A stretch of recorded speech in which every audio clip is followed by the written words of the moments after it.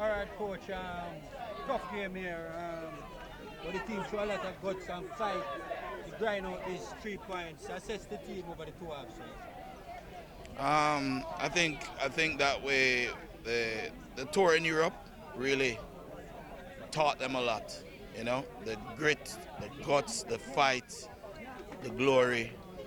In the beginning, the game, the other team started to play. They brought the game to us. You know, they brought the game to us. They knew that we have a good squad, and they brought the game to us. I think that, however, though, the depth of the squad this year, as I spoke about before, and the heart and courage of the players really played through, and the brotherhood, they fought for each other. So I think that was the key to the game, and I don't know what you think, Dane. Yeah, for sure.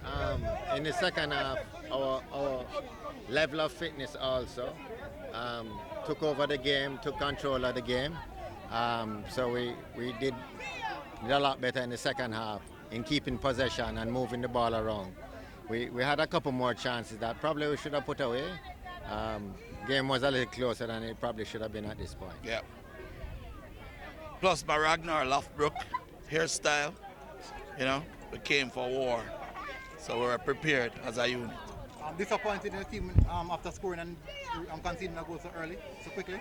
Yeah, but you know, the ball game is round, and as I said, and the fact that they were able to come back and show grit, and you know, the game was a very easily officiated game.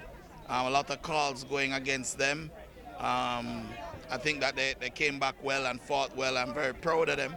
Very proud of the team, very proud of the staff, very proud of the support staff, the principal, all the teachers, everybody that played a part in this. Shelley McFarlane, the administrator of the squad, has continued to do a great job for the team. And the boys, all hats off to them. As I said, we evolved our system because we no longer just press. We can keep the ball, we can win the ball, and we can get into the duels and come out on top.